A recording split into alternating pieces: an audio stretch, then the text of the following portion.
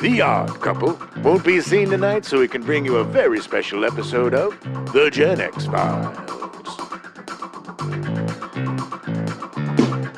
Welcome to The Gen X Files. I'm Jim. I'm Adam. And today's show's all about the Kentucky Fried Movie. Oh, finger licking good. Oh, man. I saw this movie way too young. So did I. My sister, whom we all know. My sister, she is a little older than I am, and I was always obsessed with whatever she was into. Like, I remember her getting Pink Floyd The Wall, and my mom being like, "You're not listening to that, because you need your education." And, no, Mom, we don't need no education. We don't need no... Thought control. See, I can't even think, because they have thought control over me. So like that, and then I remember her going to see Kentucky Fried Movie and coming back, and she thought it was the funniest thing. And the thing that she kept talking about that made me really excited to see it was the Institute of Death, or the Appeal for the Dead. Yeah, the Appeal for the Dead. With Henry Gibson. Who's so great. Cute little Henry Gibson. But just the what's so effed up about this movie is they use so many dead children. So many. That whole sequence is so frightening. That dead kid is so lifelike. Oh, my God. And disturbing. It just comes out of nowhere. Yeah. And when she was describing that to me, I just thought it was the funniest thing. And I saw it way too young, too. I'm pretty sure I rented it at like 8 or 9, you know, somewhere around there. And just fell in love with it, man, because it was like Mad Magazine come to life. Yeah. Now, watching it again. There's some things I totally forgot about in this movie. Haven't seen it in a while, but it's very satirical. There's a lot of racial humor. But that was just kind of de rigueur for the time. Yeah. And I'm not excusing it or anything, but I don't think any of it was mean-spirited. No, I don't think so. I think ultimately it was pretty funny, and it made fun of the racist rather than... Right, it was poking fun at the racist rather than at the victims of the racism. Well, the Enter the Dragon parody, questionable. I disagree. I think it's a fantastic parody. It was an amazing parody, but there's a couple of things, you know. Anyway, it doesn't matter. This movie... Enormous genitals. Yes. Oh, funny. This movie, I loved it as a kid. Now, seeing it again years and years later, and it's been a while since I've seen it. Yeah, same. It doesn't hold up as well. Some of the humor is very dated. But it's also, and I was thinking about this yesterday, a lot of it, we've just seen so much of it since then. Yeah. So many things that are very similar to this because this started it all. Definitely, a lot of people have been ripping this off. Yes. Yeah. Including ZAZ. They ripped themselves off. Yeah, a lot. Amazon Women on the Moon, baby. Yeah. But it does still have belly laughs. It still does have... It's still written really well. Oh, my God. And it's still really performed really funny. So great, because the key to this type of humor, to doing spoofs, and welcome to Spoof Month. Which is featuring ZAZ. Yeah, I know, because they're the kings, baby. But it's my birthday month, and on our birthday month, we get to pick. We do. Oh, my God. Can't wait for April. April's going to be... bittersweet. If you want to hear Angry Jim, tune in April. Angry Christian Slater again. Yeah. But this month we're doing spoofs because I love Mad Magazine. I love National Lampoon Magazine. I loved anything that Cracked. Were you Crazy. a Cracked fan too? Oh, man, and all of them. Cracked and Crazy were definite subpar ripoffs. I don't know if I know Crazy. Crazy was the third and the triumvirate of... I just knew Mad and Cracked.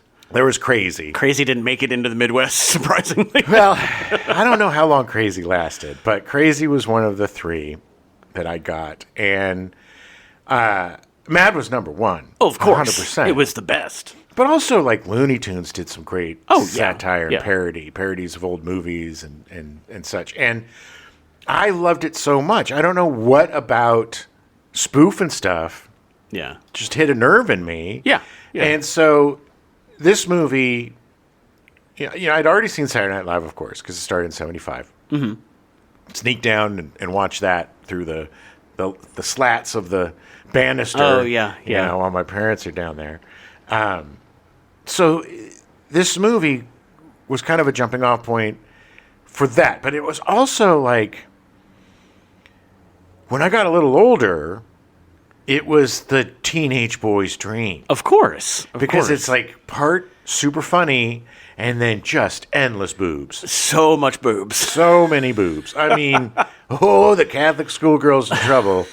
Which again is one of those that's dated because it was spoofing a movement in the mid 70s of these horrible exploitation films.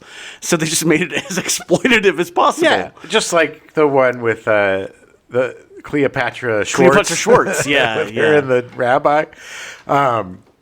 Hilarious. But yeah, so that kind of was my jumping off point. Those things, and then this movie, and then Airplane, and then because ZAZ is just, they were the kings for a long time. Yeah, yeah. You know, Airplane 2, not as great, but they come bumping back up with still really Top funny. Secret. Yeah. And they just knew how. They technically didn't do Airplane 2 either. Well, good. Yeah. Because they got paid for it, Yes. but they did not actually have anything to do creatively. And it makes sense because it wasn't as good. No, it was definitely not as Because good. those three guys were the king of the spoofs. Because they knew exactly how to make a spoof work. Yeah. Because you got to play it straight. Yeah. And you got to hit all the notes of what you're spoofing. Yeah. And then show the absurdity Yeah. of what you're spoofing. It's really funny. I didn't include any of this because I hadn't started writing the script for Airplane, which we're covering next week. But they had actually written Airplane before this movie. Oh, really? And they couldn't get anybody to bite on it. Oh, I'm sure. So, yeah, but the way that they wrote it was really fascinating. Really? Because they would just essentially watch late night TV for hours on end and then just start spoofing the commercials and spoofing all the stuff. And For a Kentucky Fried Movie? No, they were doing it for Airplane? and it was just by chance they caught Panic Zero, and then they were like, "This would make a great spoof movie," and play it straight. Yeah. You know. But anyway, we'll talk more about that next week. But yeah, it was interesting because this was essentially like an offshoot of Airplane, Right? Because this was mostly stuff they were doing live and like trying to do parody stuff live in their theater. But like this was just because they couldn't get people, any studios, to be like, yes, Airplane. And it was almost like they did this to prove that they could do it. Right. And it almost felt like a channel changer. Yeah, That yeah, you're just exactly. switching Like you're channels. just sitting watching late night TV. Watching the news, watching commercials. Yeah. Watching pleas for help. Yeah. For different organizations. But yeah, I still love this movie. It's got a lot of nostalgia sheen on it, but it also is still very funny. And yeah. today, things are different. Yes. Very different. Yes. And good that it is. But I think there is still room for these older movies. I think there's still room for stuff that may have some questionable humor in it because humor's different to me. Yeah. If it's something that is mean-spirited and cruel or just there to S on somebody, right. then that's not so funny to me.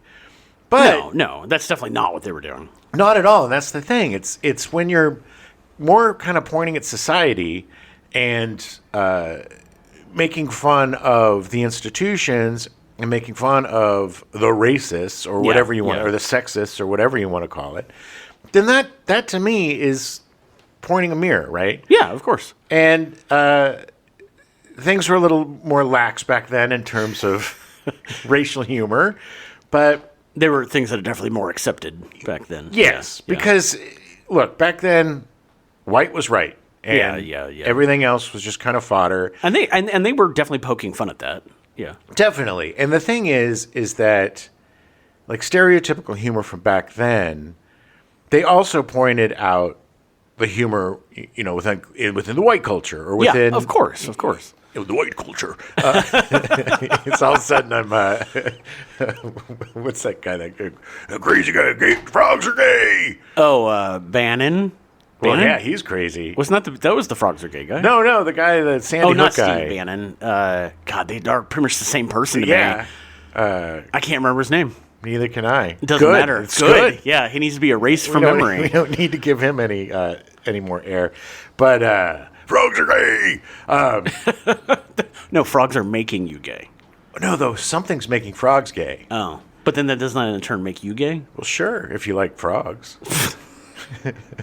Steve, goddamn, his name is right there. Alex Jones. Alex Jones. Oh, gross, we got there. Alex Jones. Alex Jones used to be just like an alien crazy guy, but now everything. Well, that's what happens. You start with Alien. You start watching Ancient Aliens, and then you become frogs are gay. Frogs are gay. They're making the frogs gay. Which is, and then the whole Sandy Hook thing, which is disgusting. But well, they're all disgusting. Yeah. Yeah. They're not funny. No. Kentucky Fried Movie is. But the fact that they got some great actors just to do these ridiculously small cameos. I love this movie for the fact that that each one of the three ZAZ guys were just trying to make the other two laugh. Yep. The whole time. The whole audience was just the other two guys in the group. Yeah, the thing. And that was it. Exactly. These three guys are high school buddies, and they used to do what we all, us weirdos used to do in high school, which was hang out with some other weirdos and make weird jokes. And spoof stuff. And they started with their theater and then, moved it into this and then that became their job. What a great job. And they were the masters at it, whether it was disaster films or police procedurals or right. spy movies or whatever. They nailed it in a way that captured our hearts and minds. Yeah.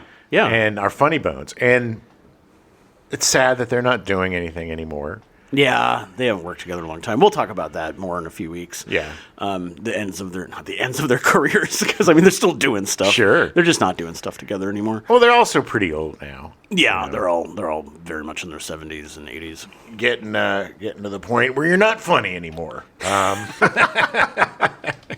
that happens to some guys. Yeah. Some guys get older and they lose the ability to laugh at themselves, and that's when you're out. Yeah. When you start taking yourself too seriously as a comedian or a comedic director or comedic writer, then you're done. Yeah. It's over because you've lost your sense of whimsy, and if you can't make fun of yourself, then everything else is going to be hollow. Well, it's really funny because this is from 77 to essentially 86 is kind of prime ZAZ era, and after that. And Ruthless People, which came right after Top Secret. But listen to our Ruthless People episode for the real capper on why they stopped working together. But it was interesting because they literally started directing Airplane because they knew they had more control. Yeah. But then by the time they finished a few more movies, they realized that 3 people directing was bad news. Look, it is difficult. I've done a collaborative. I've done a few collaboratives. Yeah. Sometimes they work out great, but the way that they work out great is you have to define your roles before anything happens. Yeah. I'm the shots guy, you're the actor guy. You deal with the actors, I'll deal with the shots. Or one of us has to be the communicator to the actors. It can't be... Right. No, you can't have 2 people doing it. No, because then it's... I've had that too. On the other side, as an actor... having 2 directors, and one's like, well, you should do it this way, and the other's like, well, I don't think so. I think you should do it this way. You guys figure your shit out, and then come talk to me. Right. And don't give me conflicting...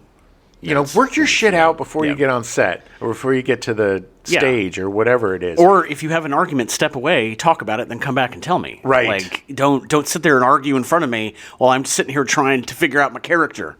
It is so annoying. But it's a very rare talent to be able to do that. The Coen brothers were able to do that for a long time. I know it says one's producer, one's director, but they pretty much were working together. They both directed and both produced, essentially.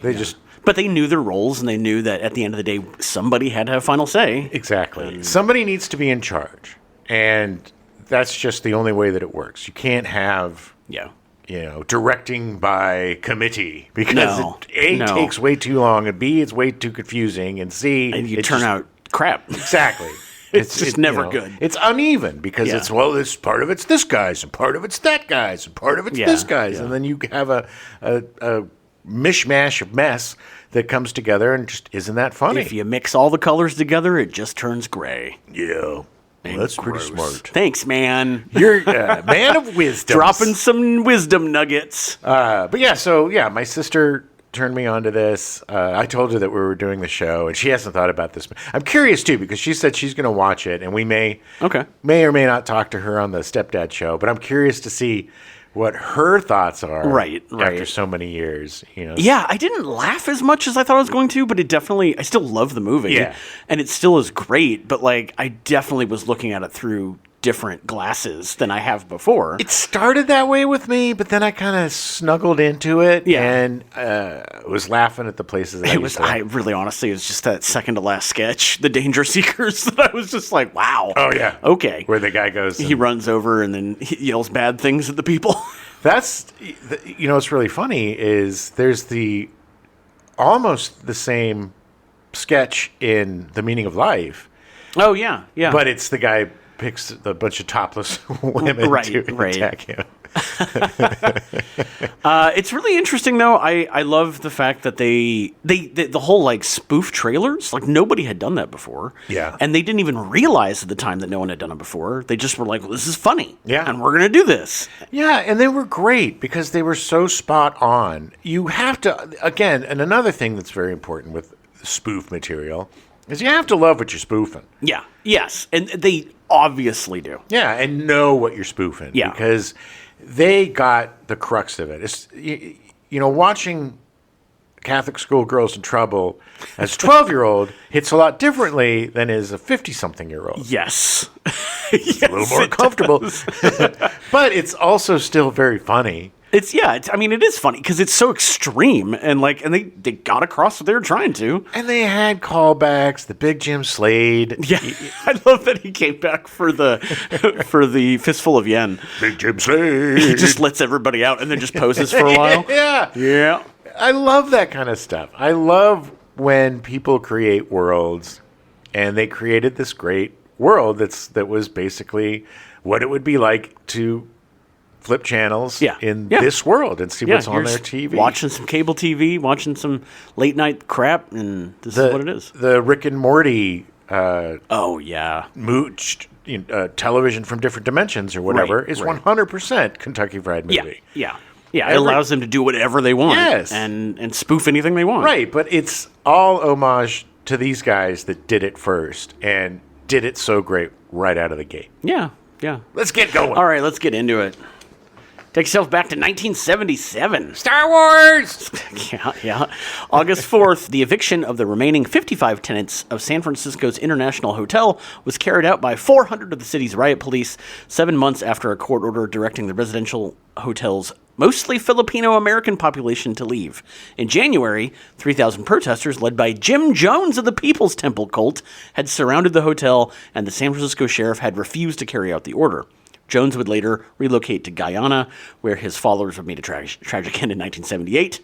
The hotel would finally be demolished in 1981. So, was it his followers that were staying there? I think that's probably, there was one of their cause celeb. They were like, okay, we're going to go help these people because they were essentially kicking them out. Right.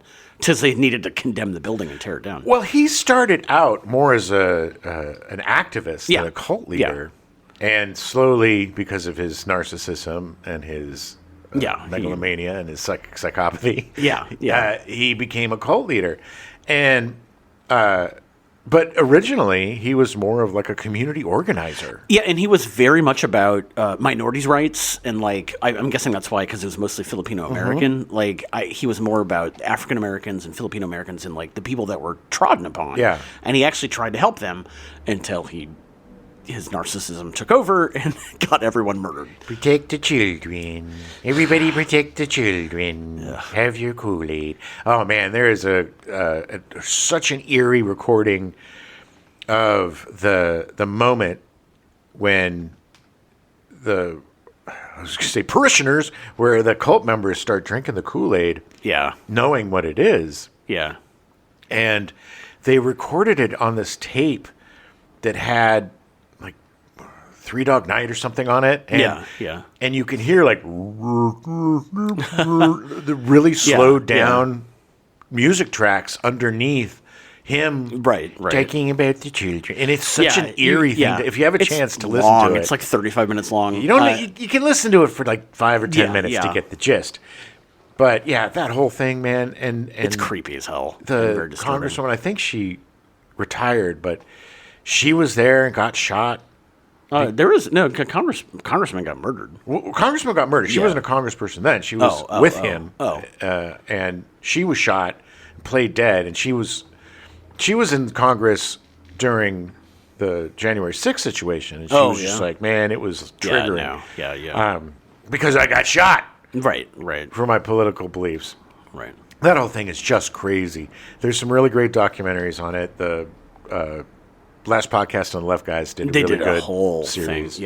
Yeah. It's a fascinating story, and I remember when this happened. It was so bizarre. Yeah. There was all sorts of weird cult things going on in the 70s with the Moonies and the mass marriages. And I remember my uncle, the youngest uncle, had a Time magazine, and he had like a magazine rack, and he lived in the basement of my grandmother's house, and he had a magazine rack, and there was a Time magazine from like August of 1978 with cover like the dead people dead, and I remember being like 6 and looking at it and being like, this is weird. Yeah. It explains a lot about you. Well, it's around the time that I started reading it, also at my grandmother's house. Nice. So, Your grandmother's house is an extremely important... she was an amazing woman, but they just left stuff lying around they probably shouldn't have. They didn't care. I mean, that's how I got into weird books and stuff. You go into the library because... They were like, okay, whatever. If it's a book, it's fine. Yeah. What harm is it going to be? And then here, that's what it is. Look at these two guys, these two weirdos. August 8th, near the town of Sequim, Washington, farmer Manny Manis discovered the tusks of a mastodon in its skeleton while excavating a pond. Carbon-14 dating indicated that the skeleton was 13,800 years old. Inspection of the skeleton would also show that part of a spearhead was embedded in the animal's ribs, the earliest evidence of humans in North America. Interesting. Yeah, in Washington. Yeah. It's strange. They must have got away because they would have eaten it. Yeah. If the hunters killed it. Well, I mean, they may have, maybe, I don't know. Maybe it got trapped in tar or something. Maybe. Is there a lot of tar in Sequim, Washington? I don't know. August 10th, serial killer David Berkowitz, who called himself Son of Sam and had terrorized New York City for more than a year, was arrested as he exited his apartment building in Yonkers, New York. His words to the police were, "Well, you got me." In a search of Berkowitz's car, police found a .45 caliber Thompson submachine gun, 180 rounds of ammunition, and a letter suggesting that he had plans to use the weapon to attack people in one of the discotheques in the Hamptons in Long Island. Yeah, that little weirdo. The dog made me do it. Oh, my God. He admitted later that was just a lie. Yeah. And then he found Jesus, and he became even worse. Well, he started saying that there was this cult of killers. Yeah. That there's a whole documentary about it. Yeah, Sons of Sam. Bullshit documentary. I watched that bullshit, and it is absolute 100%. But it's Satan worshippers, Jim. Bullshit. There's a whole group of them. Bullshit. Yeah, no, it was David Berkowitz literally just wanting to murder people. Yes. Yeah. Yes, because he was a sad little man who was a psychopath. A psychopath who was also bullied by his dad and all sorts of bullshit. And there was no Sons of Sam cult going around killing people in New York. I'll save you the time. Don't watch that. It's dumb. It's dumb. It is dumb. August 10th, the Kentucky Fried Movie is released in theaters. Big Jim Slade. So the Kentucky Fried Movie comes from the creative endeavors of David Zucker, Jim Abrams, and Jerry Zucker, known collectively as ZAZ. ZAZ! ZAZ first met at Shorewood High School in Shorewood, Wisconsin.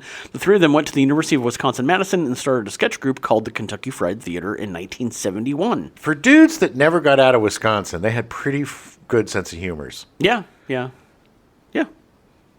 Just saying. The Kentucky Fried Theater is where ZAZ would hone their sketches and jokes that would lead to the Kentucky Fried Movie. It's a really funny name for a theater, too, by the way. Yeah. Kentucky Fried Theater. I'm surprised they didn't get sued. I mean... For the movie. Yeah, I maybe they did. Maybe Kentucky Fried Chicken was like, this is a waste of our time. Yeah, this movie's going nowhere. When they decided they wanted to make a sketch comedy movie, ZAZ couldn't let it go. They shopped it around to all the major Hollywood studios and the minor studios, being rejected by all, with the most common response being... Audiences didn't like movies composed of sketches.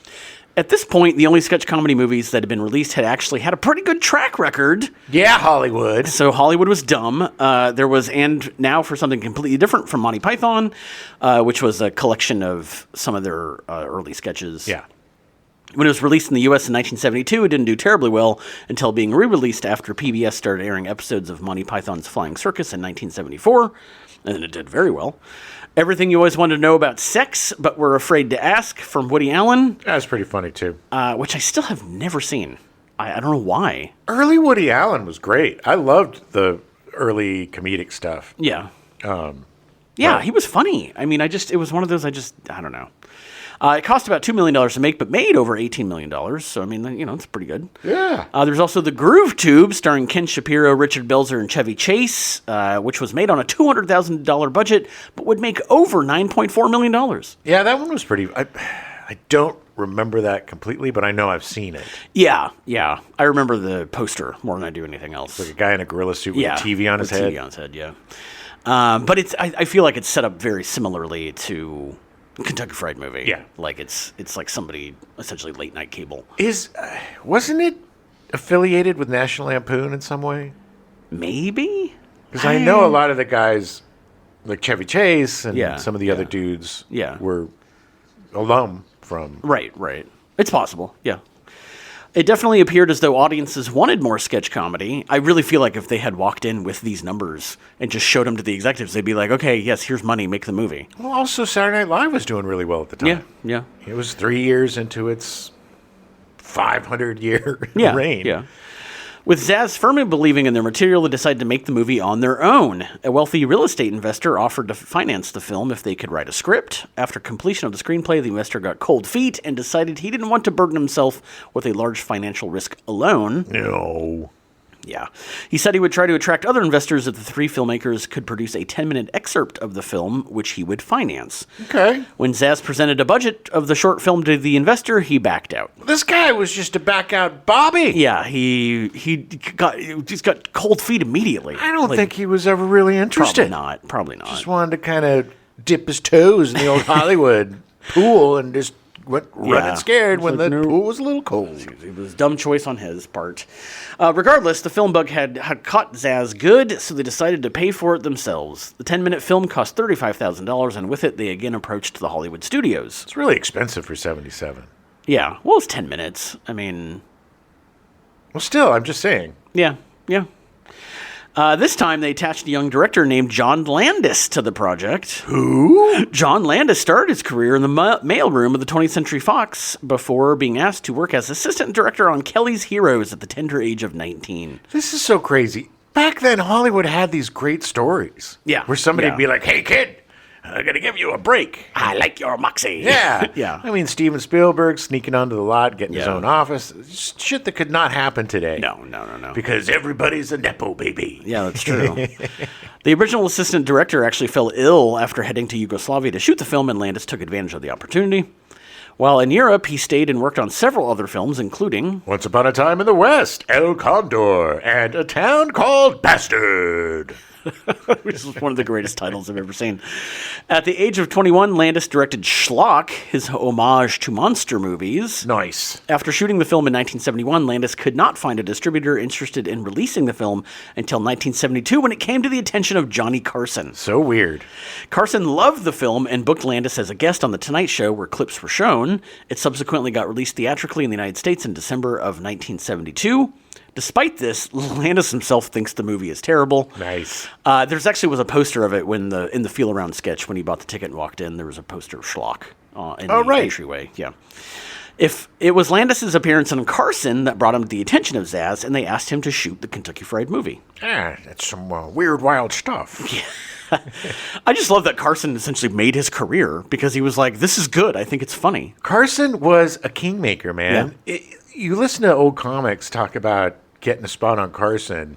And if he ended up calling you over to the couch, right. Come sit down. You made it. Yeah, you made it. The funniest one is listening to Steve Martin talk about his experience with Carson, because he was like, the first time I was on Carson, I thought, the next day I'm just gonna be super famous. Everybody's gonna be like, yes, I am Carson. You're amazing. You're the best. He's like, nobody recognized me from Carson. Not until about my third time. Wow. Despite having Landis attached as director, once again, the studios turned them down. After spending $35,000 of their own money for the 10-minute short, ZAZ was curious as to how audiences would react, so they persuaded exhibitor Kim Jorgensen to show it before one of his regular scheduled films. When Jorgensen saw the short, he fell out of his seat laughing. He was so impressed that he offered to raise the money needed to make the full-length version. Nice. By having this fellow exhibitor screen the film before audiences in their theaters, he convinced them to put up the $650,000 budget. See, that's not bad. Yeah. They brought on producer Roger K. Weiss to help them manage the production. They knew Weiss through working at Video Systems, a production company that made training videos for police departments. Nice. The guy that actually, the Argon Oil, the guy that walks in front of the thing, was the host that they used at Video Systems. Oh, really? So, yeah, they just asked him to come do it because he was a host. Oh, that's great. Yeah. This would be Weiss's first feature film production, but he would go on to produce The Blues Brothers, Police Squad, Dr. Detroit, Dragnet, The Naked Gun movies, and Scary Movie 3 and 4. Did you hear that Scary Movie 6 is going to have a trailer before Scream 7? Really? They're releasing a trailer for Scary Movie 6. I hope it's good. Which, Scary Movie 6 or Scream 7? Well, both. Yeah. I don't think I've seen the last 4 of the Scary movies. I'm pretty sure I've seen them all. They're all goofy and bad, but like goofy and bad in a good way. The first couple are good. Then they just, like, spoof movies just went to shit, man. Oh yeah, yeah. Because of the Scary movies, there was a resurgence of spoof movies, which you would think I would be super excited for. Yeah, yeah. But my God, the Not Another Teen movie and superhero it was movie, such a glut and just bad. Yes, and they were so lazy. They Yes. were the opposite of good spoof because they were just lazy, just showing something that's we're Indiana Jones. Yeah. Whoa. Oh, look, it's the little creepy doll from the Saw movies. Right. And there he is. He says something funny and he leaves. He's smoking a joint. Yeah. Oh, God, it's hilarious. Great. Yeah. No, they were super lazy. They weren't. There just didn't seem to be a lot of intelligence behind the jokes. Yeah. They were just very, very surface. What's the blonde's name that's in the first couple? Anna Faris? Anna Faris. For me, she sold the movies. Oh, she was great. She was the reason the movies were good. She was in all of them. Was she? Yeah, because I remember her, I think Again, I didn't see most of them. 4 might have been the one that was mostly a spoof on War of the Worlds. Oh, yeah, okay. And I think I did see that. Yeah, that was either 3 or 4. Yeah. Not great, but she was always really funny in them. She had the veins of the Zaz running through her because she was so serious all the time and sold that comedy so well. She was like Leslie Nielsen. Yes. She knew the assignment, and she got it so well, and that's why she anchored all those movies. Right, right. Because she was a very pretty girl who wasn't afraid to look like an ass. Right, right. Or look stupid or look ugly. She was in for the joke. I've always really been a huge fan of Anna Faris. I didn't watch her TV show. Mom, Oh, yeah. I heard it was which I pretty love good. Allison Janney. I heard it was pretty good. Yeah. Maybe I'll do a watch. But yeah, I think she is in the new Scary Movie too. Probably. Maybe they pulled her back in like they did in Scream. Yeah.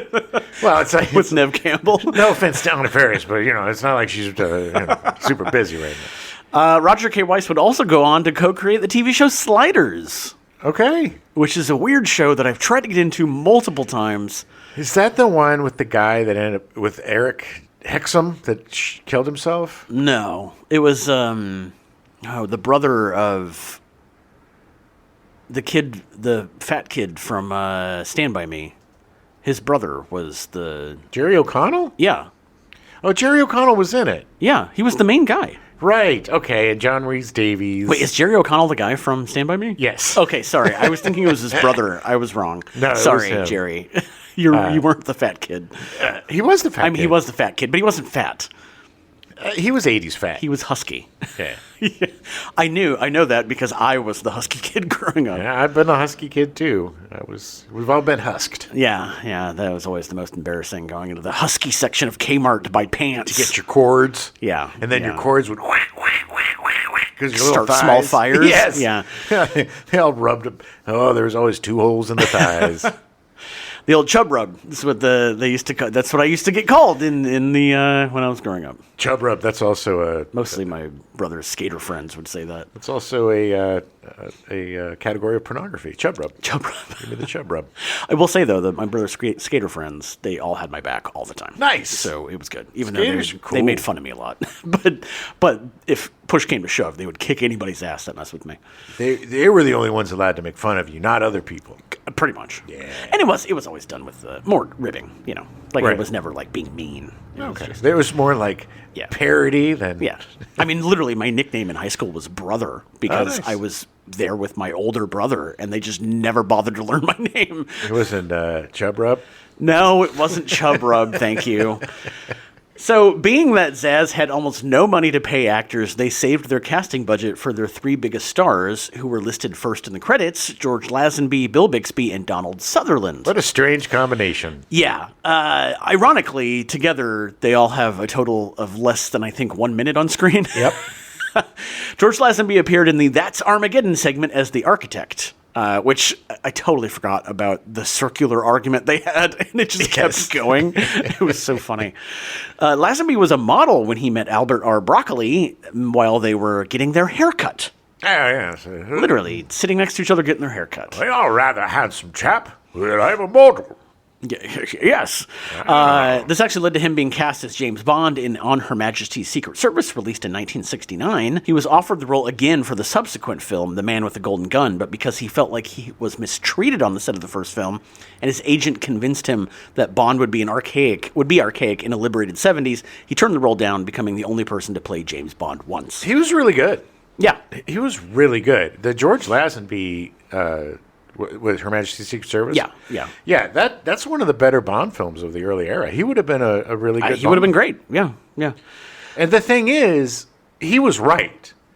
But what happened was, Roger Moore was the perfect libertine to play the 70s James Bond. Yes. And he defined the 70s James Bond in such Yeah. an amazing way. Sean Connery, best Bond, but Roger Moore was the most fun Bond. Yeah. Agreed. He was like, you never knew what you were going to get. It was always super goofy. There were a lot of gadgets. He had fun with it. He just had total fun with it. And he was just like, Well, yes, Money Penny. it seemed like a guy that walked out of a cocktail party. Unfortunately, turning down Bond led to a bit of a blacklist for Lazenby, and he found it very hard to find acting roles. Well, it was kind of dumb Yeah. to turn down Bond.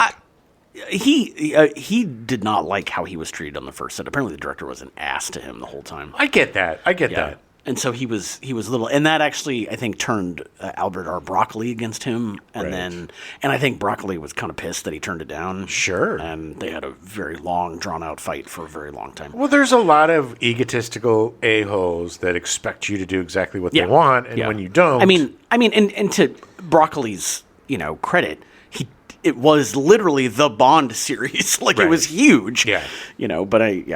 So this led to Lazenby co-writing a movie that he called Anti-Guns and Anti-Bond, Universal Soldier, released in 1971. Not the movie starring Kurt Russell. No.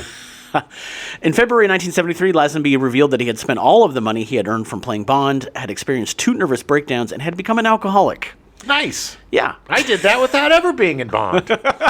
Some of us don't need to be in movies to do that. He felt that if he had continued in the role, he would have gone crazy due to the mental stress that the role brings. In 1973, Lazenby said that he was flat broke when he went to Hong Kong to meet Bruce Lee and producer Raymond Chow. It's weird to me that the Bond movies would be so emotionally taxing. It's a lot of pressure, they were huge. It was replacing Sean Connery. Right. People loved him. Yeah. I mean, who knows with George Lazenby? I don't know his full history, so there could have been a lot of things that were leading. Well, Roger Moore got a bit of a break by having Lazenby be the bridge between It was the two. like kind of wiping the slate clean, and and giving him a chance to define his own Bond. Yeah. Without the stink of Sean Connery's awesome Bond. Right, exactly. Yeah, he was going to meet Raymond Chow. They ended up offering him $10,000 to appear in a film with Lee, which was going to be the Golden Harvest film Game of Death. Yeah. However, the plan collapsed after Lee's sudden death. Lazenby was actually supposed to meet Lee for dinner on the day he died. Ooh. Yeah. You know what's so funny is they used to say that he died from smoking hash. Yeah. Bruce Lee, but he didn't. He No, he died from a didn't. brain aneurysm. Yeah. Well, that's how I also heard that he got. Oh no, I was thinking of it was a brain aneurysm. Yeah, he didn't smoke hash. I can't imagine Bruce Lee ever smoking hash. Well, no, I think he did, but it didn't kill him. Yeah. I don't know. It just seems like that would put him out of too much control. But Well, it also would have been in all the anti-pot yeah. propaganda. Lazenby would ultimately end up making 3 movies for Golden Harvest. Even 10 years later, Lazenby and Broccoli were fighting about his casting in his one Bond movie. I should have done it. Oh, it was the worst mistake of my life. I hate you for turning me down. Broccoli called him arrogant and his casting a mistake, but Sean Connery actually came to Lazenby's defense, saying that Broccoli was the arrogant one. You're the arrogant one. He's not. There could be only one. I mean, and good for Sean Connery. Like, he's, because he understands how much pressure that is. Yeah. 100%. Yeah. He was the original, the OG, the OJ. The OJB. Yeah. Yes.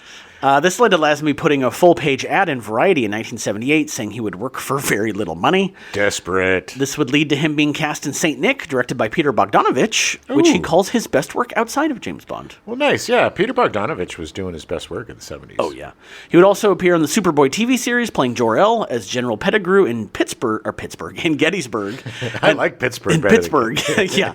And also in 7 Emmanuel movies in 1993. Oh, yeah, with Sylvia Kristal. Yes, there you go. She was the 70s Emmanuel. This is about the time when I was about 14 or 15, and I remember we had Showtime or whatever, and them coming on and being like, ooh, sexy times. Yeah, no, they satisfied a lot of cravings back then, so to speak. But they even had, like, Emmanuel in space. Yeah, oh yeah. Emmanuel in prehistoric times, Emmanuel in Jurassic Park. Yeah. They called it Jurassic Pork. Okay. In 2024, Lazenby announced he was retiring from acting and appearing in public life at the age of 85. He's still alive. He's still alive, 86. He's still ticking. Still time to play He just Bond is like, again. you know what? I'm finally done. Yeah. And he said he was Unless they want me to play James Bond, I'll come back for that. Bixby was second billed, appearing as himself in the Headache Clinic sketch for all of about 40 seconds. Love him so much. He's so good.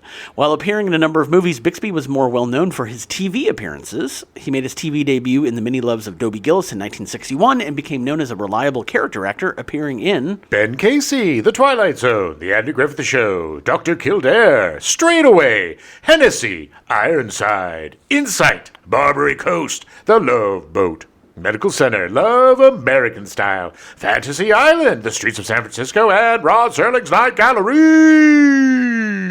His first starring role was in My Favorite Martian, starting in 1963, appearing in 103 episodes. I love that show so much. I don't think I've ever seen it. Oh my God. It was And so I tried good. watching the weird, awful modern remake. No.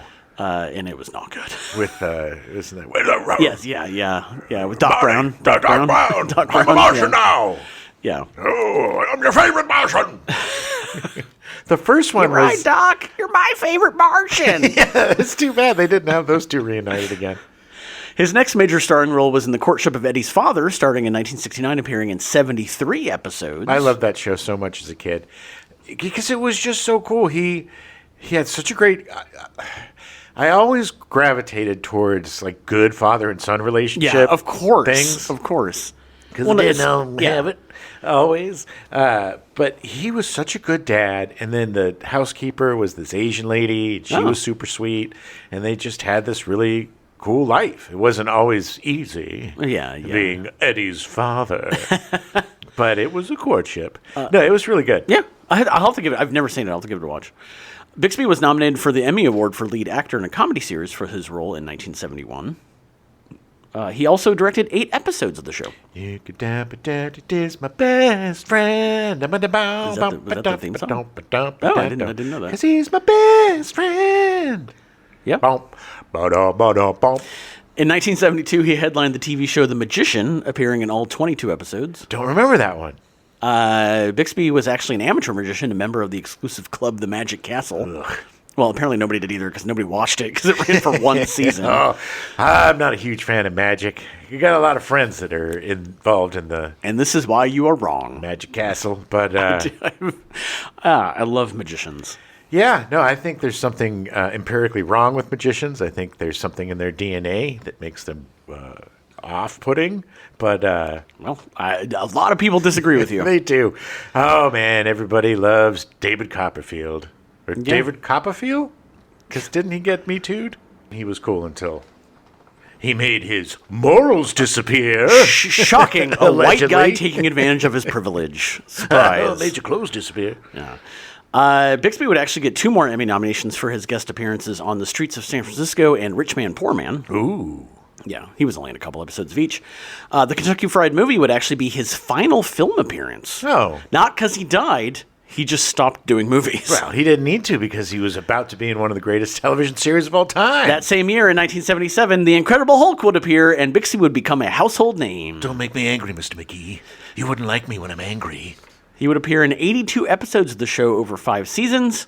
He would return to play David Banner in 3 movies at the end of the 80s. The Incredible Hulk Returns in 1988, The Trial of the Incredible Hulk in 1989, and The Death of the Incredible Hulk in 1990. He also directed all 3 TV movies. Oh, he was a great director. Also, fun little tidbit.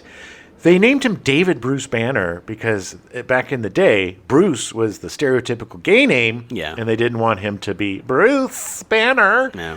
Well. Oh, my God. I used to love that show so much. I dressed up, and when the Hulk turned into the Hulk, I turned into the Hulk. Wow. And just rampaged around the room like he rampaged.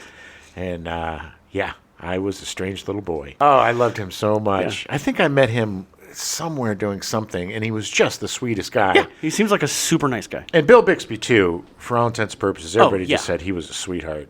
Well, you have to be somewhat decent to work as much as some of these people do. Yeah. I mean, the people want to work with you. Oh, yeah. Yeah. And then he went behind the scenes, and then everybody just said he was a joy to work with as a director. I imagine he was a phenomenal director to work with. Well, you have so much experience in TV, you know exactly how that machine works. Yeah. His last starring role was in the TV movie Diagnosis of Murder in 1992. That was the one with... I think was it Dick Van Dyke? Yeah. Yeah, Dick Van Dyke, Diagnosis of Murder. Yeah. My mom used to watch that.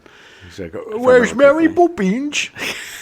He kept saying that during the show. People were like, no. It's like, no, you have dementia. What are you doing? It's this weird catchphrase. Mary Poppins it is. Mary Poppins doesn't exist. You're just insane. Oh, my chimney sweep. And it turns out the whole show was in his mind. Yeah, in his deranged, syphilitic mind. He was dying of syphilis. Wow. Hey, man, I didn't write it. Bixby wouldn't stop working, though, directing 30 episodes of the TV show Blossom. Boom, boom, boom, boom, boom, boom. Take a minute for Blossom. Yeah, that's not the theme song. I liked Blossom. That I was did a good too. show. It was fine. Whoa. Yeah. Oh, Joey. No, that was long-time listeners will know that in I had an acting class in college, and some guy was convinced that was the theme song, was Take a Minute for Blossom. Every time I see anything about Blossom, that's the first thing I think of. Literally everybody was like, you're insane. That is not the theme song. It was the original theme song, and they changed it. It was great, but now I can't. It's in my head now. And thank you, Tony, for 30 years ago getting this stuck in my brain. Take a minute for Blossom. Yeah. In early 1991, Bixby was diagnosed with prostate cancer and underwent treatment. Oh. Though Bixby felt he had recovered following the treatment, a year later the symptoms returned. His doctors didn't feel like he recovered. Yeah. In early 1993, after rumors began circulating about his health, Bixby went public with his illness, making several appearances on entertainment talk shows. He also counseled other cancer patients. Yeah, man, I remember when that was going on, and it just broke my heart. I was such a huge fan of his from my obsession with the Hulk. Yeah. And, I followed his career. Even as a director, I wanted to watch what he did because I was such a fan. Yeah. On November 21st, 1993, 6 days after his final assignment on Blossom, Bixby died of complications from prostate cancer in Century City at the age of 59. Oh, that is so young and so young. sad. Had so much more to give. At least he finished that episode of Blossom, though, because it would have been really rough. That would have been, to bring in another director. Halfway through. Yes. Rough on the cast. Donald Sutherland was cast as the clumsy waiter, and That's Armageddon. Again, I think he appears on for maybe 5 seconds. No lines. Yeah, no, none at all. He's in twice, technically. He falls into a cake onto a table. And then he falls again. And then he falls from the table backwards. Yeah. Sutherland appeared in 3 movies the year before the Kentucky Fried Movie. 1900, the epic historical drama from Bernardo Bertolucci, and a huge cast Robert De Niro was in it. Oh, yeah. A bunch of other people. It's great. It's a great movie. He was in Fellini's Casanova from Federico Fellini, with Sutherland playing Casanova. Another great movie. Which is ironic to me because I don't find Donald Sutherland to be a very attractive man. He was 70s hot, baby. But he was definitely charming. He was, back in the 70s, man, people thought weird shit was attractive. That's true. That's true. People loved him, and they loved George Segal, and they loved, what's that guy he was in MASH with? Elliot Gould. Oh, yeah, Elliot Gould. Elliot Gould and Donald Sutherland were the hot dudes of the 70s. So weird. Everybody was stoned. They had big, long faces. Yes. It was weird. Oh, Elliot Gould, baby. I love Elliot Gould. He was also in The Eagle Has Landed, a British World War II film directed by John Sturgis, co-starring Michael Caine and Robert Duvall. Michael Caine. Along with the Kentucky Fried Movie in 1977, Sutherland was also in The Disappearance, which was called Irredeemably Nasty, Supremely Glossy Trash. Yeah. Yeah, that was the one with, was that the one with Julie Christie? I think so. Where they allegedly had real sex or something? Oh, maybe. There was some movie that was... Yeah. 1978 saw Sutherland in Invasion of the Body Snatchers, Animal House, and The First Great Train Robbery. Listen to our First Great Train Robbery episode. And listen to our Invasion of the Body Snatchers episode. Oh, yeah. Listen to that one. That one's good. They're both good episodes. Yeah. I love that. I love Invasion of the Body Snatchers. So good. Some of my top 5 of my favorite movies of all time. Oh, it's so... Yeah, it's so good. One of my favorite horror movies of all time. Animal House was directed by John Landis, who asked him to be in the movie because they'd worked together on the Kentucky Fried Movie. Can I buy some pot from you? Landis has actually gone on record saying that if it wasn't for Sutherland saying yes to Animal House, the movie would have never gotten made. Really? Yeah. Even with John Belushi? Yes. Interesting. They needed a bigger star, and because Donald Sutherland said yes, they were like, all right, here's the money. Okay. Yeah. Sutherland's last role was in Lawman, Bass Reeves playing a judge. Sadly, he died from chronic obstructive pulmonary disease while under hospice care at the University of Miami Hospital on June 20th, 2024, at the age of 88. I totally forgot he died. Yeah. Thanks for reminding me. You're welcome. Now I'm sad. Tony Dow reprised his role of Wally Cleaver for the courtroom sketch. Hey, you little goof. Jerry Mathers was actually supposed to reprise his role of Beaver Cleaver, but backed out at the last second. Why? What's going on? I did a short film in high school called Beaver the Cleaver. Oh, yeah? And it was all about Beaver being a killer. Oh, yeah. And that would be good. Awesome special effects. I cut off a dude's hand. Oh, wow. And then Beaver ended up getting, I think, shot by Gus the fireman. Oh. And I was like, getting shot. And then I threw a dummy out the window and then replaced myself with the dummy. It is one of the greatest shots ever. I really went all out for this film. It was excellent. Nice. Jerry Zucker actually ended up playing the Beav in the courtroom sketch. Yeah, he's probably one of the most unattractive human beings I've ever seen. Yeah. He's not 70s hot, that's for sure. No, he's not any period hot. Maybe like during the plague. In fact, this was the only sketch that all three of Zaz appeared in, with David Zucker playing Grunwald and Jim Abrams playing the announcer, Steve McCroskey. Nice. Steve McCroskey would be the name they used for Lloyd Bridges' character in Airplane. Great. Which actually, by the way, Jim Abrams did not realize it was him. He was an attractive man. I thought he was pretty attractive. Yeah, no, he did. He's a good-looking guy. The Z's, not so much, but the A, not too bad on the I. This was also... Since we're talking about the courtroom sketch, some people I did not include. The Steven Stucker, who played the court reporter, he was in Airplane as well. Yes, and Leon's getting larger. Yeah. And Michael McManus, who played the lawyer who flopped the penal code around. Right. Take me to your leader. He's just one of those faces. He's a character actor who's in everything. Yes. Yeah. He's got that warm, funny face that just by looking at him you want to laugh and smile. And funny enough, Forrest J. Ackerman, who I believe was from the same area they were in, he's a sci-fi writer. Oh. He was one of the jurors. Oh, nice. Just randomly in there. Yeah. But it was funny. I totally forgot that was Steven Stucker. And he's so good. He's so good in Airplane. We'll talk about him more next week. Oh, yeah. Yeah. John Cassisi played the teenage volunteer in the Argon Oil sketch. Cassisi was found by Alan Parker for Bugsy Malone, where he played Fat Sam. Yes. Bugsy Malone. Yeah, listen to our Bugsy Malone episode. Oh, and watch that movie, man. It So is good. weird as So good. hell. He then also starred in the TV show Fish before leaving the business. And listen to our Bugsy Malone episode to hear about how he spent some time in jail. Yes. Fish Yeah.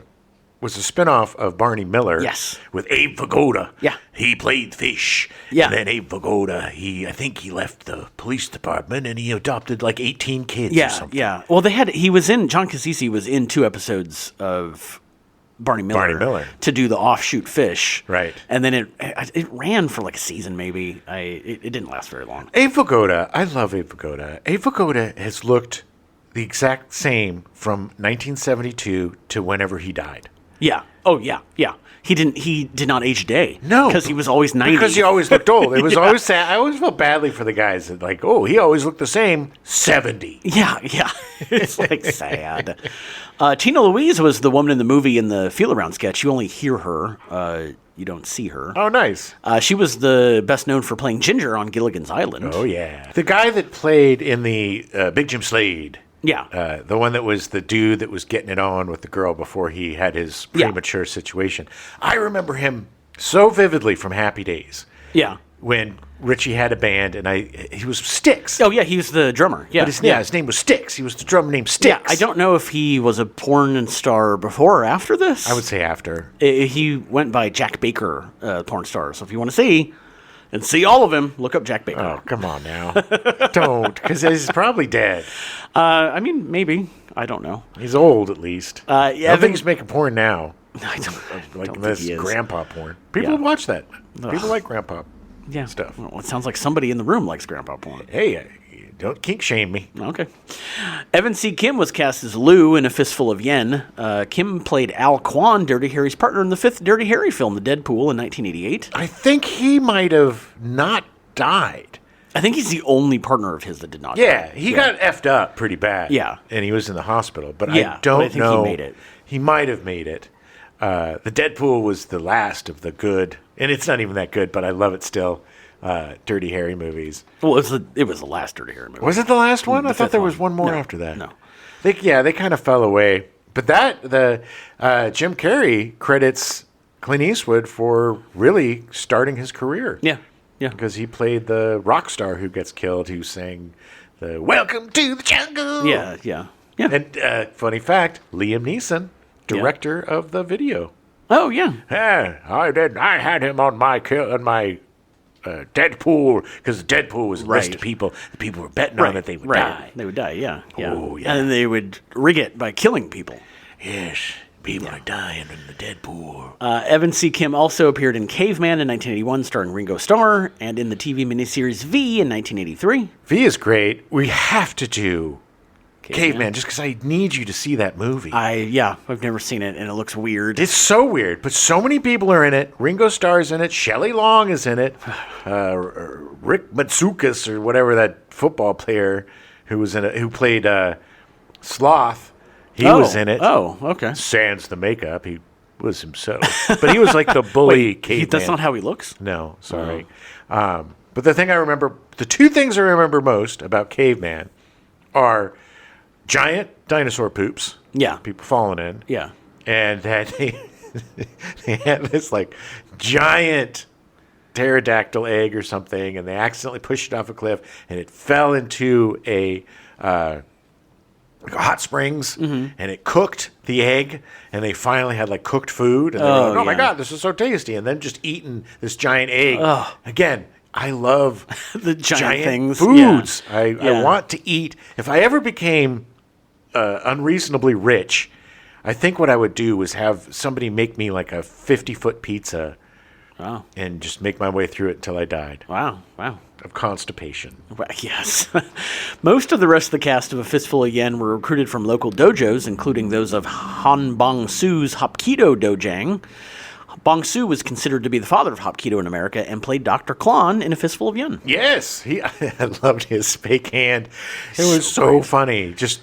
Oh, and then it's an electric toothbrush, and then it's and the dildo, it's a fighting force of extraordinary magnitude. So fun, and they did such a good job of parodying the kung fu movies. Oh yeah. I mean, it's very much Enter the Dragon. Like, it's essentially a shortened version of Enter the Dragon. I think my favorite part is. Yeah, I know. I do that whenever I hear a siren going off. Literally, it's the first thing I think of. And then he gets knocked over. But yeah, and then when he comes in to do the alarm, he just does the exact. It's so funny. It is so funny. It is, and that's another thing. I mean, they knew at the heart of what they were parodying. They knew the buttons to push. Yeah. And where the humor was. Yeah. And that's so necessary when you're making a parody. You have to know the working. Yeah. The machinations of what you're parodying, and right with because there's so much you could just make fun of. Yes. Yeah. But it's the playing it straight, and it's the minutia. Right. The little things going on in the background. The bringing back Big Jim Slade. Yeah, yeah. The guy, wah, wah, that kind of thing. That's what... Yeah. It's the little peppers and the little spices that make it... This is the three contestants, Hungwell, Long Dong, and Enormous Genitals. Enormous Genitals. Yeah, yeah. It's so stupid, but it's so funny. Yes. Henry Gibson appeared as himself in the United Appeal for the Dead sketch. Gibson has a long career appearing in The Long Goodbye in 1973, Nashville in 1975, The Blues Brothers in 1980, re-teaming with John Landis. Playing a Nazi. Playing the head of the Nazi party in Illinois. The Incredible Shrinking Woman in 1981, Inner Space in 1987, The Burbs in 1989, and Magnolia in 1999. So good at all of them. Yeah. But Magnolia, it was so nice to see Gibson given something meaty. Yeah. And showing just what a great actor he was. Him, even just a little bit he's in the movie, essentially giving it to William H. Macy. Yeah. Like, the power and control he had was so good. They were so pathetic, both of them. Yeah. But he was just a little less pathetic. Yeah, yeah. And he drilled that down. He just knew. He knew. Nobody plays pathetic more believable than William H. Macy. I know, it's really sad. But he also, because I've been rewatching ER. Oh, yeah. He also plays like smart guy, good guy. Oh, no, he does. He does. And I rewatched that mediocre Medgar Evers movie. Not Mississippi Burning, but... yeah, Ghost of Mississippi. Ghost of Mississippi. Is that the one? Yeah. Yeah. He was great in it, but not to disparage the dead, Rob Reiner, but yeah. very thin. Also, listen to our Burbs episode. Oh, do that. We talk about him quite a bit in that. Gibson also appeared in 24 episodes of Boston Legal and 7 episodes of King of the Hill. Oh, yeah. Sadly, he died from cancer on September 14th, 2009 at the age of 73. That's so sad, and I didn't know it was that long ago. Yeah. Wow. Yeah, he had 3 kids. I think all 3 of them work in the business now. Wasn't he also on Laugh-In? It was one of his first... I think he started on Laugh-In. Yeah. Very interesting. Yeah. The Nazi riding this tricycle. The guy was just... It's so funny because in The Burbs and in The Blues Brothers, here's this little guy who's playing the bad guy. Right. But he had such a force of nature within him. Yeah, you could feel it just emanating from his body. It doesn't matter how little he was or how goofy he was. He would F you up. Oh, yeah. The guy was just a great actor. And he's so good. You know, he got kind of typecast in a few stuff. Yeah. But he also, you could tell that all of these guys, that like Paul Thomas Anderson or the person who directed The Burbs, they grew up watching this guy. Yeah. And they just wanted him in their movie. Yeah. I think wasn't The Burbs directed by... Oh my God, how do I not remember? Joe Dante? Yeah, I think so. Was it Joe Dante? Maybe. He did Inner Space. Yeah, no, it was because there was like a couple of Joe Dante people. We literally just did that episode not too long ago. The TV show The Burbs was fun. Oh yeah. I need to watch that with Kiki Palmer. I love her. Yeah. The gorilla, Dino, is played by special effects makeup artist Rick Baker, and he's actually wearing the prototype design he made to audition for the 1976 King Kong. It's a great suit. It is. It is way better than I remember it being. Yeah. And I had total Mandela effect because I thought that him busting through and attacking happened at the very end of the movie. Oh, yeah. With the glass guy, the last newscaster with the, I'm not wearing any pants, News 11. And then I thought he busted through, but it happened during the, Yeah, that's a hilarious scene, too. Just needling the gorilla until he attacks. He's just talking about how weak and sadly pathetic he is. He's just like, what? What? Like, he showed so much emotion just without even moving his face. It was so great. There were so many movies and TV shows with dudes in gorilla costumes. I know. That it's insane, and it's probably the same costume that they used in Trading. I was going to say Spaces, but it's Trading Places. Trading Places, yeah. When wasn't it? Oh yeah, with Jim Belushi. Yeah. They put Jim Belushi's costume on some other guy. Right. Had some monkey love, gorilla love. Sorry. So, to reduce the chances of investors pulling out, they filmed the non-offensive material first and screened most of that for them. So it was about 6 minutes. Yeah, exactly. David Zucker said in an interview that his brother Jerry only showed up on set to watch nude scenes being filmed. Gross. Yeah, he's the one that played the beef, so not surprising. I'm so ugly I can't see real boobs in real life. Yeah, Jerry said that he used to call David ahead of time to see if there's any nudity to shoot on a particular day. Are there going to be any breasts today? And David would reply, "Oh, yes, sure, Jerry, come on in." David was usually lying just to get Jerry to come to set. Oh, there's no boobs. Why'd you let me come in here? I hate you. I'm telling Mom. Most of the movie was shot on an estate in Pasadena. To save money, they built most of the sets outside with no ceilings to take advantage of natural lighting. Yeah, pretty smart. The exteriors of Dr. Klon's lair and A Fistful of Yen were filmed at Yamashiro, the Japanese restaurant above the Magic Castle. Well, that is the most Japanese thing in all of Los Angeles. Yeah. Have you ever eaten there? Yes. It's really good. Yes. Only once, I think. Yeah. It's very nice. I like they have the whole the koi pond in the middle. Yeah. Which Very fancy. Threw Lou into. Yeah, baby. It's funny that it's really surprising to let him do a bunch of because it's it's from built in the 20s. Oh yeah. I'm surprised they let him do all the fight sequences inside. Yeah. Well, But just be careful. Yeah. Zaz actually considered naming the movie Free Popcorn or Closed for Remodeling, but the confusion they would cause when displayed on a theater marquee forced them to stick with the Kentucky Fried Movie. Both hilarious, but yeah, people would, especially Closed for Remodeling. Yeah, I know. It's like, why is nobody going to our movie? Everybody would go to Free Popcorn. Yeah. And then they'd be like, hey, you got to give us free popcorn. Yeah. Upon release, the Kentucky Fried Movie would make over $7.1 million against a $650,000 budget.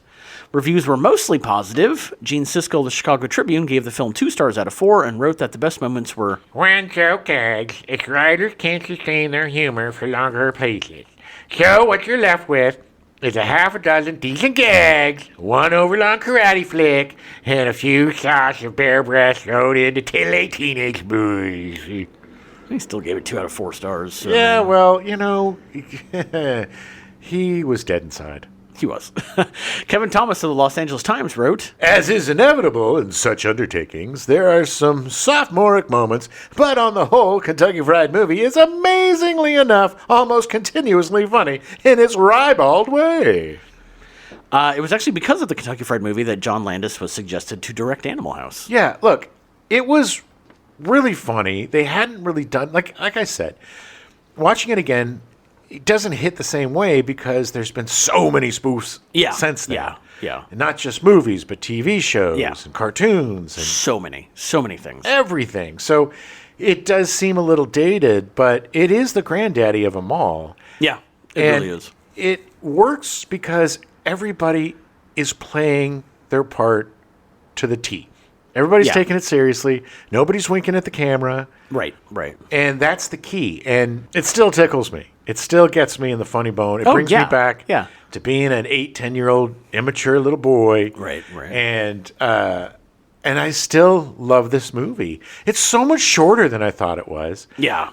I thought there were a lot more sketches that I must have created in my mind. Yeah, I mean, it's not. To be honest, I like the fact that it was short as it was because I feel like anything longer and it would start to get tired. Yes, that's the thing. Is even the karate parody. Yeah, Fistful of Yen.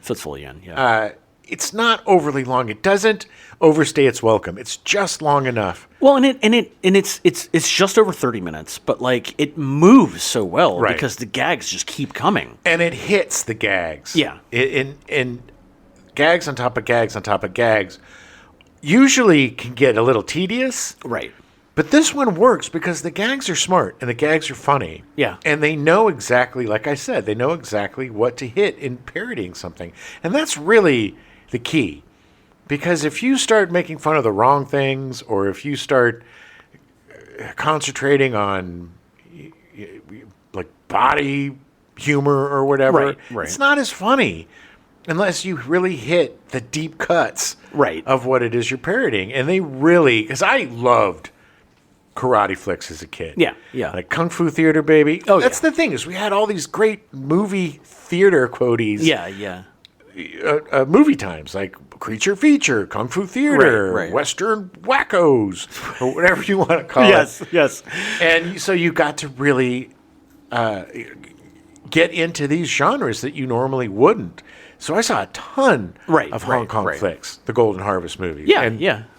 loved them. So seeing this parody, especially loving Bruce Lee movies, or Chow Yun Fat, or whomever was the star, it was just so much fun to see them parody. What I loved most in Mad Magazine or any of these things was them parodying the stuff that I loved. Right, of course. Whether it's Star Wars or Indiana Jones. Yeah. And they just nailed the courtroom scene in particular is so clever. Yeah. Because it's the speaking, it's the rhythm. Right. And it's there's so many obvious jokes there to hit. And it's just so weirdly bizarre to have the Beeve and Wally and the Beeve, Wally sitting there and Gee whiz, Wally, you think he's gonna... Oh, shut up, you little goof. and they nailed it. I mean, and God love Tony Dow for doing it. Yeah. And just the way that sketch descended into chaos and everybody fighting each other. No, him! No, him! And you knew it was going to be that guy, but It was still so found great. it funny. Well, it looks like it's going to be the next guy. Oh, it was so good. It's so good. I just one of my two favorite things in this movie, beyond the guy doing the alarm, which has been parodied so many times. Oh, yeah. Or stolen so many times. But Michael Winslow did it in everything he was in. how they convinced Lou to undertake the secret mission was that he just goes, well, but you get to kill 50 or 60 people. And he's like, Now then, and then the very end of that, I love The Wizard of Oz. And the fact that they spoofed The Wizard of Oz was so brilliant. Because how do you get out of this? Like, what do you do? And my absolute favorite moment from the entire movie with Dr. Claw, and you were there too. And then he has the flaming hand. And it's just, the look on his face was like, whoop, sorry. Oh, I love that so much. God, it's so good. The Wizard of Oz ending has been done ad nauseum to death. And this is one of the best ways it's ever been used. And one of the first times, too. Yeah. You know, I don't know if this was... I think this was before Under the Rainbow. Yes, because Under the Rainbow was 80 or 81. Or 79. No, I think it was 80 or 81. Yeah. But this was even before, like, it really started, Wizard of Oz started being shown on TV all the time. Right. Like, it was around that time Yeah. when Wizard of Oz had a resurgence. Right.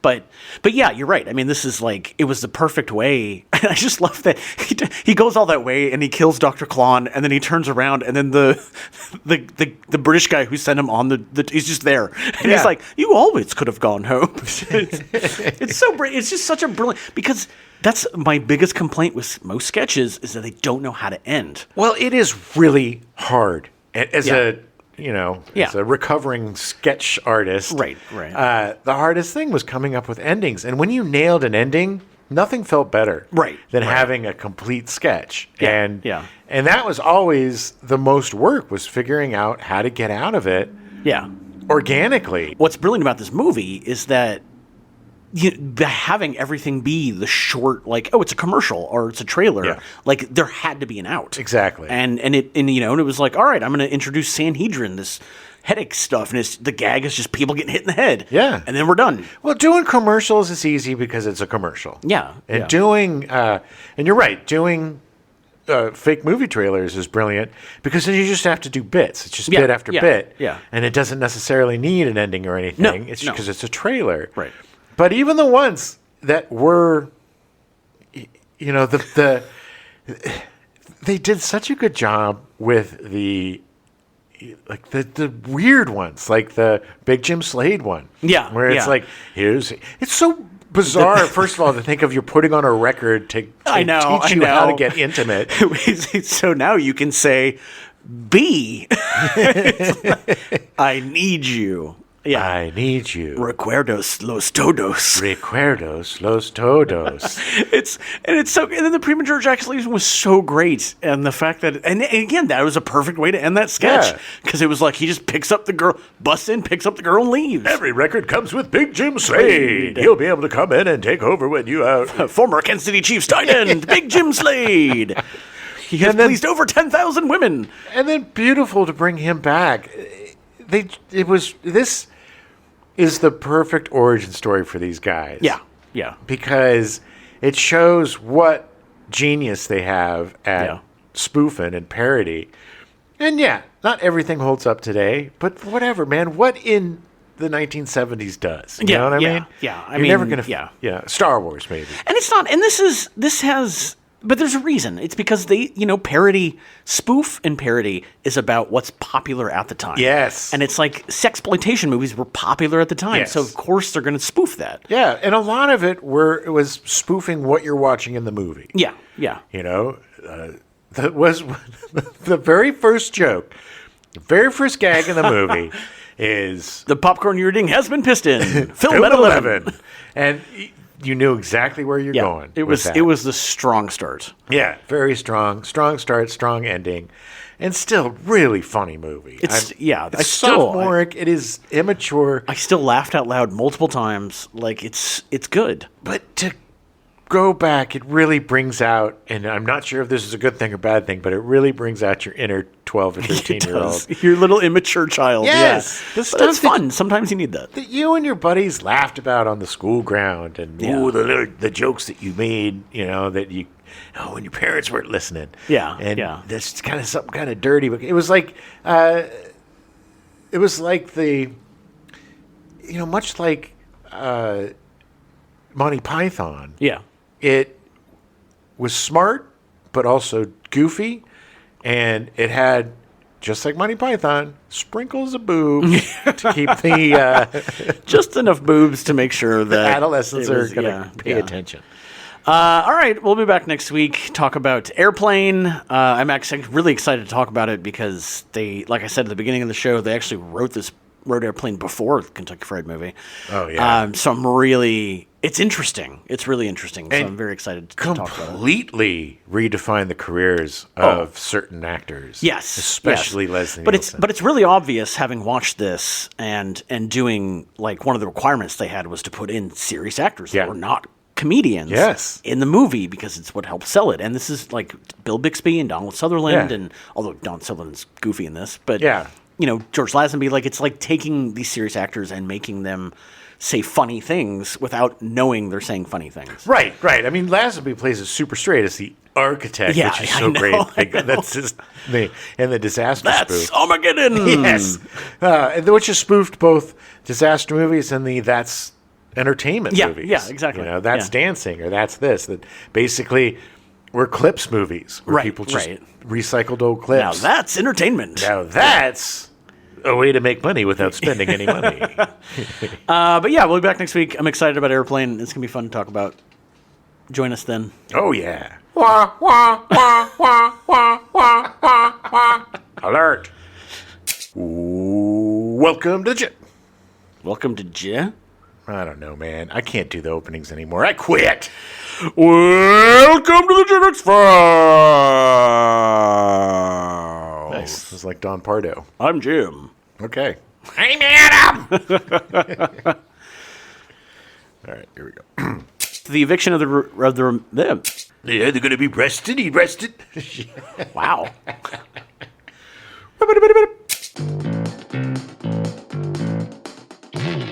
We now return you to your regularly scheduled programming.